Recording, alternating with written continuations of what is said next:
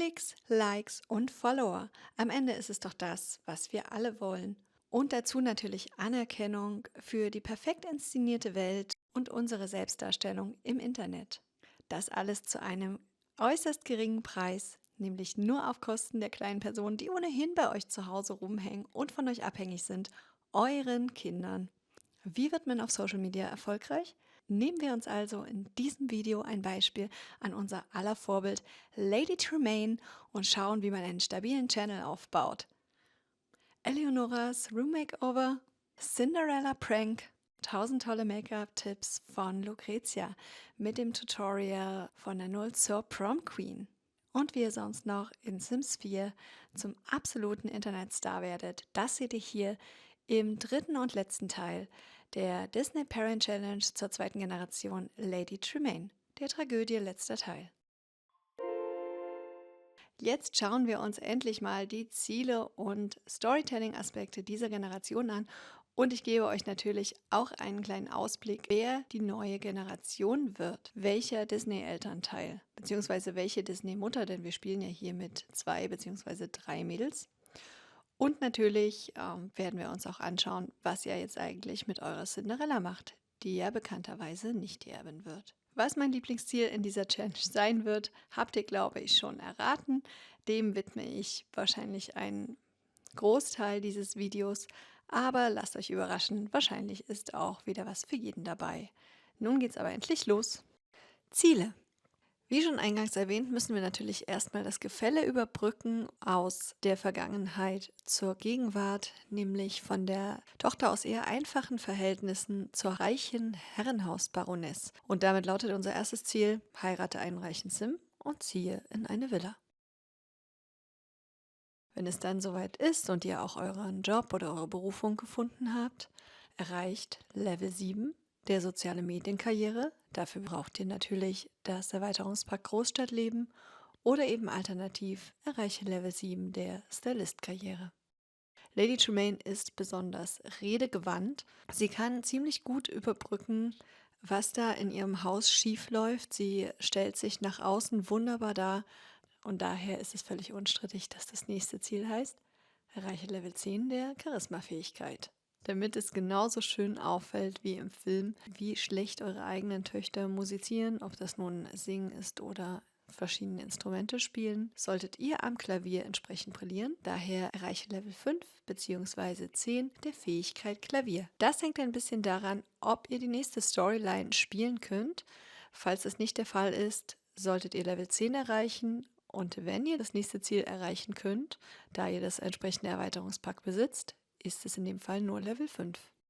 Und da kommt es auch schon, mein absolutes Lieblingsziel dieser Generation: verdiene Geld mit Fotos und Videos deiner Kinder, sei Momfluencerin. Ja, dafür benötigt ihr natürlich das Erweiterungspack Werde berühmt. Dieses Ziel könnt ihr natürlich auch ohne Rücksicht auf Verluste so richtig schön ausleben und breit treten. Da spielt euch in die Hände, dass ihr mit der sozialen Medienkarriere sehr viel von zu Hause arbeiten könnt, euch aber nicht unbedingt um die Kinder kümmern müsst. Und dann geht es natürlich los. Seht her, ich bin schwanger.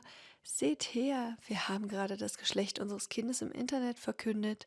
Seht her, wie toll mein Kind posen kann. Seht her, wie viel Asche wir haben und was für prunkvolle Kleider wir tragen. Seht her, was für ein tolles, neutrales, beiges Zimmer mein Kind doch hat. Und wie viele 1000 Kuscheltiere. Ich glaube, ihr habt es verstanden. Aber ja, ich hatte tatsächlich so viel Spaß daran, dass ich noch ein bisschen weitermachen musste und so ein Vorschaubilder für den eigenen Kanal erstellt habe. Ja, ich weiß, es ist ein optionales Ziel, aber wie gesagt, irgendwie ist es bei mir doch ein sehr zentrales geworden. Und ich bin auch neugierig, falls ihr euch für diese Storyline entscheidet, lasst mich doch daran teilhaben. Zeigt mir mal auf Instagram eure Vorschaubilder, die ihr erstellt habt, oder auch einfach eure Fotoshooting-Ergebnisse eurer perfekten kleinen Töchter. Ich würde mich freuen. Das nächste Ziel lautet: bevorzuge die Tochter, die nicht die Erbin wird. Ja, das ist ein jetzt nicht so gut messbares Ziel. Das könnt ihr ein bisschen auslegen, wie ihr wollt. Zum Beispiel, indem ihr der Tochter, die nicht die Erbin wird, ein etwas größeres Zimmer einrichtet. Oder auch, sofern ihr die soziale Medienkarriere spielt, die Tochter repräsentiert und ihr ein bisschen bei ihrer Karriere hilft. Ja, Moment, Karriere. Die Töchter gehen nach der Schule zur Theater AG. Das hilft nämlich dabei, auch ein Sternepromi zu werden. Dafür benötigt ihr natürlich das Pack Werde berühmt. Den Ruhmstatus kann man schon als Kind zum Beispiel mit der Drohne nach oben treiben oder indem man die eigenen Bilder an Herausgeber verkauft. Alternativ, falls ihr eure Nachmittage nicht damit verbringen könnt, zur Theater AG zu gehen oder selbst Streams aufzunehmen, spielt nach der Schule Instrumente und erreicht darin hohe Fähigkeitenlevel.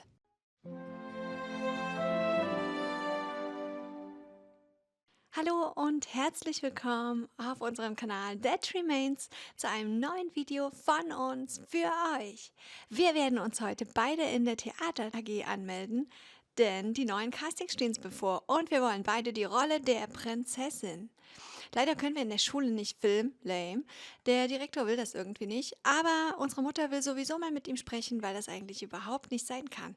Und ja, vielleicht seht ihr deswegen auch bald ein Video von uns in der Schule. Bis dahin haben wir uns aber was total Cooles ausgedacht, was wir euch gleich erzählen werden, wenn wir uns angemeldet haben. Ah, freust du dich auch schon so? Ja, ich kann es überhaupt nicht erwarten. Es ist so aufregend. Wir werden Mitglieder der Theater AG.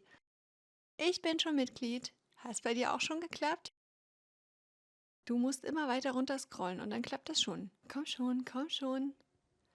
Ohne dich macht's auch keinen Spaß. Ja, wir filmen hier gerade, Mami. Wir wollen uns ja in der Theater AG anmelden. So, jetzt sind wir beide Mitglied der Theater AG und ich hatte eine super coole Idee. Die großen Castings für die Rollen finden am Montag statt und wir dachten uns, wir nutzen das Wochenende für unsere kleine Challenge. Und zwar werden nämlich diejenigen, die nicht die Prinzessin werden, verschiedene Tiere spielen. Und ich dachte mir einfach, wir ziehen hier mal diese Tierkostüme an und gucken, wer es länger durchhält, in diesem bescheuerten Kostüm rumzulaufen. Haha, was für eine klasse Idee. Dir ist aber schon klar, dass wir irgendwann duschen müssen. Ja, derjenige wird verlieren, der zuerst duschen geht. Ich werde das Kostüm bestimmt nicht einfach so ausziehen. Okay, also ich würde sagen, wir laden erstmal den ersten Part hoch und nennen das Ding Theater AG Challenge mit Lucretia und Eleonora. Das muss Papa dann auf jeden Fall noch bearbeiten. Ja, kriegt er schon hin. Und wir freuen uns mit euch auf den zweiten Teil. Bis gleich! Wie ihr schon an meinen Vorschau-Screens gesehen habt, hatte ich wirklich eine Menge Spaß, gerade mit diesem Aspekt der Ziele, mit dem Momfluencing. Ich bin allgemein kein großer Fan von Mami-Bloggerinnen, Momfluencerinnen, allgemein der Tatsache, Kinder und deren Gesichter, deren Probleme, deren ja, tägliches Leben online zu stellen. Und deswegen war das ja irgendwie mal was ganz anderes, besonders auch mit dieser Schnittstation hier zu arbeiten. Und ich habe mir gedacht, für diesen kleinen Behind-the-Scenes-Blog lassen wir doch mal die beiden in diesem blöden Kostüm rumlaufen und ja, gucken mal, wer sich zuerst umziehen muss. Tatsächlich habe ich das als Schlafanzug eingestellt, es dann nicht einfach aufhört, wenn eine von beiden schlafen geht. Ich weiß nicht, wer es von euch schon wusste, beziehungsweise wer es noch nicht wusste, denn es gibt inzwischen ja auch viele Videos, die zeigen, wie das geht, dass man mehr als nur ein Outfit für eine Kategorie einstellen kann. Aber ich dachte mir, ich nutze irgendwie die Gelegenheit hier mal und zeige das nochmal, weil das ein Feature ist, das ich lange nicht kannte und ziemlich cool finde. Und zwar habt ihr hier oben einen kleinen Pfeil und wenn ihr auf den klickt, das gibt es bei jedem Outfit, wie hier bei den Schlafanzügen, da habe ich jetzt 2 Outfits. Das normale und dieses Challenge-Outfit. Und ich könnte jetzt hier auch noch ein drittes einstellen, irgendwas nehmen. Und blub habe ich ein drittes. Will ich jetzt natürlich nicht, aber wollte ich euch mal kurz zeigen. So, an der Medienschnittstation selber können die Kinder tatsächlich auch schon agieren. Okay, das war mir jetzt neu, krass. Das wusste ich nicht. Also, ihr könnt hier Trends untersuchen zum Beispiel. Ich wollte einfach mal kurz die Features dieser Medienschnittstation zeigen, weil das eine Sache ist, die ich selbst gar nicht so oft nutze. Ich finde, es lässt sich viel besser Ruhm aufbauen als Schauspielerin, als tatsächlich als Influencer. Ja, ihr könnt Trends untersuchen, da steht dann hier gleich, was gerade in ist und wofür es wahrscheinlich auch mehr Klicks gibt. Ihr könnt Videos aufnehmen. Ich bin gerade echt überrascht, dass ich das mit den Kindern auch schon machen kann. Wow, die Kinder können schon Schönheitsprodukte bewerben. Okay, das eröffnet gerade ganz neue Möglichkeiten hier in dieser Storyline. Mal gucken, was gerade trendet. Beauty Review, Tanzen, Malerei, glückliches Vlog. Krass. Okay. Und ihr könnt natürlich hier auch die alten Videos promoten. Da kommt dann wahrscheinlich auch irgendwann nochmal eine Anzeige, wie meine ganzen alten Videos schon heißen. Das nächste Video hypen natürlich. Und auf Kommentare antworten. Und das ist auch eine Möglichkeit, wie die Kinder schon Ruhm aufbauen können, was wir ja auch wollen. So, das mache ich dann gleich mal. Und dann ist die Frage, ob ich hier auch schon selber bearbeiten kann. Ich glaube, ich muss erstmal das Video aus der Drohne hier rüber packen. Kann ich das einfach ziehen? Nee, wie mache ich das denn? Ja, ihr seht, ich nutze das wirklich ganz schön. Ah ja, hier. Ganz schön selten. Wir übertragen also das Video hier in die Medienschnittstation und dann können wir selber schneiden. Ich bin gerade echt verblüfft, dass das geht. Und da ist es. Und jetzt kann ich das tatsächlich bearbeiten. Wow. Okay. Ich habe die letzten Videos immer von Diego bearbeiten lassen, weil er zwischendurch schon seine erste Midlife-Crisis hatte und dabei bemerkt hat, dass er gerne an der Medienschnittstation arbeitet. Oh, hey, Lucretia, du hast dich umgezogen, du hast die Challenge verloren. Boah, das ging viel schneller jetzt. Es ist gerade mal abends. Wieso hast du dich umgezogen? Wann ist das passiert? Als ich die ganze Zeit geredet habe, das finde ich jetzt irgendwie schade, dass das so schnell ging. Okay, na dann kannst du dich mal anderweitig auf den Montag vorbereiten. Übe Schauspielen oder Theaterspielen, indem du einen Spiegel verwendest. Können wir gleich mal machen. Boah, das ging viel schneller, als ich das eigentlich gedacht hatte. Ich fand das eine super witzige Idee und hätte nie gedacht, dass das so schnell geht, dass ja einer aufhört. So, es ist um 5. Die wenigsten haben geschlafen. Ich glaube, Diana hat inzwischen geschlafen. Und wir machen hier mal noch ein Gruppenfoto mit Kindern, mit diesem tollen Fotostudio. Hier kann man übrigens auch tolle Hintergründe einstellen, aber ich finde, die meisten Hintergründe sind irgendwie so lala. Das geht ja noch hier. Meine perfekten kleinen Engelchen. Nehmen wir doch das hier zur Präsentation der neuesten Wintermode. Okay, und schade, dass man jetzt nicht die Posen ändern kann. Das geht wahrscheinlich wirklich nur, wenn man einzeln posiert. Schade. Ja, das finde ich nämlich wirklich sehr viel cooler, wenn man da zwischendurch irgendwie noch ein bisschen experimentieren kann, denn man muss ja immer, oder man sollte ja immer diese 5 Fotos hier machen und dann hat man wenigstens so ein bisschen Abwechslung. Aber gut, dann machen wir das ja einfach halt nochmal und gucken mal, ob da jetzt eine andere Pose rauskommt. Ich hoffe es doch. Ja, na bitte. Ach, mit Zahnlücke sogar. Das kann man wieder richtig schön ausschlachten. Eleonora hat ihren ersten Zahn verloren. Vielleicht gibt es auch irgendeinen Zahnpasta-Hersteller, für den man dann ein Werbevideo drehen kann. Ach, hey du kleines Streberchen, du sollst nicht Hausaufgaben machen? Ich will ein Foto von dir machen. Los, steh auf. Los, steh auf. Wir brauchen Klicks. Wir brauchen Klicks. Du sollst nicht als Streberin dargestellt werden im Internet. Wieso kann ich jetzt hier kein Foto machen? Ich versuche es nochmal. Irgendwie geht's nicht. Mal woanders hinstellen. Okay, wahrscheinlich müssen wir einfach mal woanders hingehen. Machen wir das halt hier oben beim Klavier. Ich wollte eigentlich nur das mit den Posen zeigen, weil ich das richtig cool finde. Ich glaube, das hängt mit dem Moschino-Pack zusammen. So, genau. Ah, ich liebe das. Dann kann man hier nämlich verschiedene Posen einstellen. Je nachdem, wie sich der Sim gerade fühlt. Oder man stellt hier einfach die Emotionen ein und hat dann so verschiedene Posen. Das passt jetzt irgendwie mit dem Outfit nicht so gut. Aber egal. Das ist ja jetzt hier kein echter Instagram-Account. So, wir wollen ja nachher einfach nur mal noch ein bisschen. Ach ja, genau. Wir wollen nachher einfach nur noch ein bisschen Ruhm erlangen und Geld verdienen damit. Das läuft ja gerade jetzt nicht sonderlich gut. Ich poste einfach viel zu selten. Das ist ja auch anstrengend mit diesen 2 Kindern. Ah, ich finde, wir sollten uns sowieso alle viel mehr selbst lieben und natürlich rummeckern, wie schlimm und anstrengend das mit dem Elternsein ist. Okay, und jetzt verkaufen wir mal den ganzen Spaß. Wir haben jetzt hier tausende Bilder. Wobei das echt ein cooles Bild ist.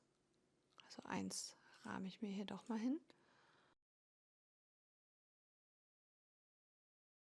Was aber eigentlich ich machen wollte, war nicht auf Plopsy anbieten, sondern an Herausgeber verkaufen. Und so könnt ihr nämlich auch Ruhm generieren.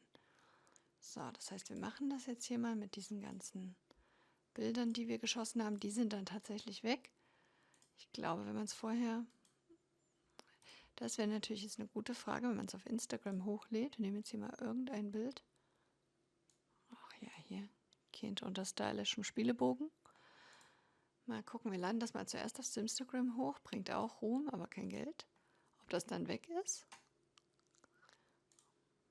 Und wenn es nicht weg ist, könnt ihr es einfach hintereinander wegmachen. Ah, es ist nicht weg. Okay, und dann an Herausgeber verkaufen. Das ist natürlich gleich noch besser. Dann können wir zweimal Ruhm generieren. Perfekt, auf Instagram, Simstagram und dann an Herausgeber. Ach, perfekt. So, das auch hochladen, aber nicht verkaufen. Oh, und meine Fanbase steigt. Und das könnt ihr ja auch mit den Kindern machen. Die haben allerdings kein Simstagram, die haben nur an Herausgeber verkaufen, um dann selbst Ruhm aufzubauen. Das ist auch irgendwie ein cooles Bild. Das sollten wir auch noch mal irgendwo aufhängen. Da. Und das haben wir natürlich auch. Und auch das Ding kommt auf Simstagram. So, und dann haben wir jetzt noch 4 und 5. Ja, ich würde sagen, Eleonora kriegt die 5 und Lucrezia kriegt die 4, denn wir wollen ja irgendwie einen bevorzugen. Ach so, was habe ich jetzt falsch gemacht? Ich muss die ja erstmal irgendwie alle aufhängen, um noch den Ruhm für die Mutter abzustauben, dass ich die hier alle noch auf Instagram hochlade. Natürlich klotzen, nicht kleckern. Jedes noch so blöde Foto, egal ob das Kind bloßgestellt wird oder nicht, kommt auf Simstagram. Und danach kann Lucrezia die verkaufen. Und ich habe inzwischen über 10.000 Follower. Und du verkaufst die Bilder, verdienst dir ein bisschen Taschengeld dazu und natürlich auch Ruhm. Und dann machen wir den ganzen Spaß gleich nochmal mit Eleonoras Bildern. Storytelling. Wie schon in der letzten Generation stelle ich euch jetzt noch ein paar Ziele oder auch Hinweise vor, mit denen ihr die ganze Sache ein wenig bunter und näher am Originalfilm gestalten könnt. Die leiblichen Kinder erhalten großzügige Zimmer und werden zuvorkommend behandelt. Ja, ich glaube, darauf sind wir in den letzten Videos schon genug eingegangen, aber natürlich kann sich das auch in den Zimmern widerspiegeln. Der erste Ehemann stirbt kurz bevor das älteste Kind zum Teenager wird. Ja, auch hier wieder ein Elternteil ist gestorben oder man weiß nicht wirklich, was mit ihm passiert ist, genauso wie schon bei Eudora und James. Auch der Vater von Drizella und Anastasia ist unter mysteriösen Umständen gestorben, sodass Lady Tremaine überhaupt erst ihren zweiten Ehemann gefunden hat. Und genau das werdet ihr natürlich auch tun. Nutzt das doch gleich mal, um ein paar hübsche Bilder noch zu posten von Sulani oder einem anderen spannenden Ort, wo ihr einen zweiten Ehemann aufgabeln und auch diesen natürlich für euch gewinnen könnt. Heiratet diesen so schnell wie möglich, streicht dessen Geld ein und nehmt auch dessen Tochter auf. Und ihr habt es geahnt, dafür brauchen wir natürlich den alleinerziehenden Vater in unserer weltenverwaltenden Sim-Tonne. Ich weiß gar nicht, wie das heißt. Allzu lange währt das Glück natürlich nicht, denn der zweite Ehemann stirbt kurz nachdem seine Tochter zum Teenager wurde. Das ist dann der Beginn des Films, wie wir ihn kennen. Cinderella lebt allein mit Lady Tremaine und ihren beiden neuen Stiefschwestern in dieser großen Villa. Und so wie es zu ihrem Status passt, erhält die Stieftochter natürlich einen schlecht eingerichteten Raum. Das könnt ihr auch wieder ausleben, wie ihr möchtet. Und darf das Grundstück, wenn überhaupt, nur verlassen, um zur Schule zu gehen. Das heißt, kein Freundetreffen, keine Nachmittags-AG und natürlich erst recht kein Abschlussball. Sie hat auch überhaupt keine Zeit dafür, denn natürlich übernimmt die Stieftochter sämtliche Reparaturen und Haushaltsarbeiten. Ihr habt es euch schon gedacht und kann ganz praktisch sein, jemanden zu haben, der hier die ganze Zeit putzt. Ihr müsst natürlich nur hinterher sein, dass sie das wirklich auch tut. Und wie können wir natürlich noch mehr Aufgaben und noch mehr Dreck generieren? Mit ein paar liebreizenden Haushaltsmitgliedern mit Fell. Optional also, halte eine Rassekatze und oder einen Hund und oder ein Pferd. Je nachdem, ob ihr Hunde und Katzen oder auch Pferderanch besitzt, könnt ihr euch aussuchen, welche der Tiere ihr bei euch einziehen lassen wollt. Nämlich zum Beispiel Lucifer, den Liebling von Lady Tremaine, oder eben auch Bruno, der Hund von Cinderella und ihrem Vater. Und wer der armen Cinderella so richtig viel Arbeit machen möchte, der entscheidet sich dann eben auch noch oder überhaupt für Baron, das alte Pferd ihres Vaters.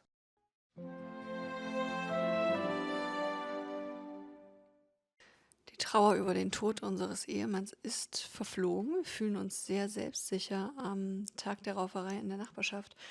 Wir haben aber auch unsere Midlife-Crisis erreicht, und zwar passenderweise zum Thema Sehnsucht nach Beziehungen. Und ja, ich denke, wir nutzen das gleich mal aus, indem wir uns einen neuen Ehemann suchen, denn eines der Ziele ist auch heiraten, Mensch, als hätte ich es so programmiert.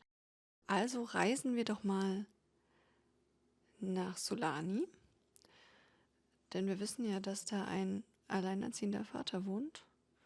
Und wir gehen mal hier ganz unverbindlich an diesen Strand und machen uns da einfach eine schöne Zeit, machen ein paar Fotos für Simstagram, schauen mal, wie wir noch unseren Ruhm ein bisschen in die Höhe treiben können und unsere Followerzahlen. Und schauen mal, wer hier noch so abhängt an diesem Strand und mit wem wir Kontakte knüpfen können und ob vielleicht, ja, das Objekt unserer Begierde auch auftaucht. Ein gewisser Angelo Morland. Das ist ja jemand, der mit dem Highschool-Pack ins Spiel kam. Und er hat jetzt hier eine Tochter, wahrscheinlich hat er die mal adoptiert. Aber ich fand das passend, es war ihm ein alleinerziehender Vater und nun zufällig noch mit einer blonden Tochter. Und ja, die habe ich auserkoren als meine Cinderella. So, nun müsste er nun mal irgendwann kommen.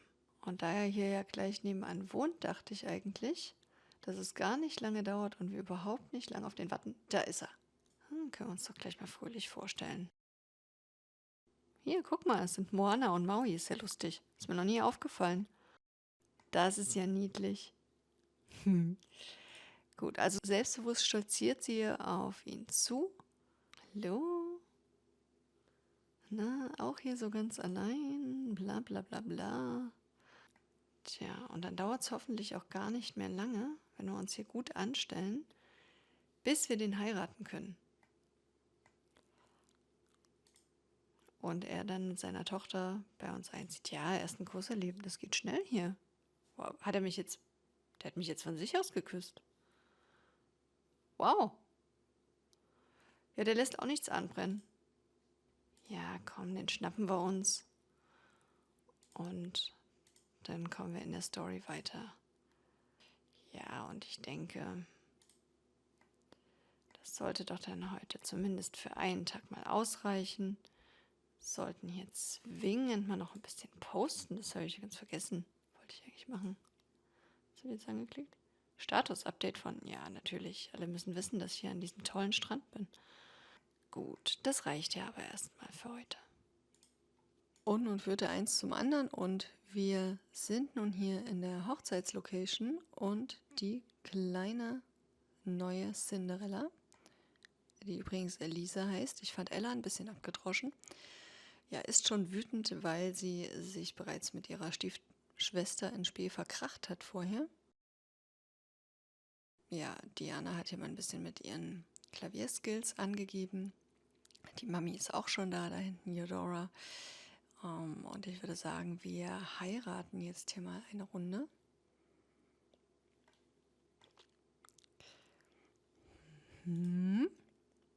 Könntest mal den Gang hinauf. Ich weiß aber nie, was hinauf und was hinuntergehen ist, tatsächlich.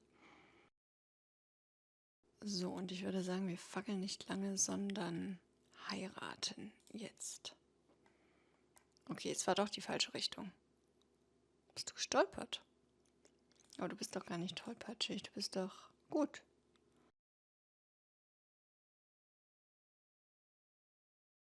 So, wir machen das jetzt hier alles super unspektakulär.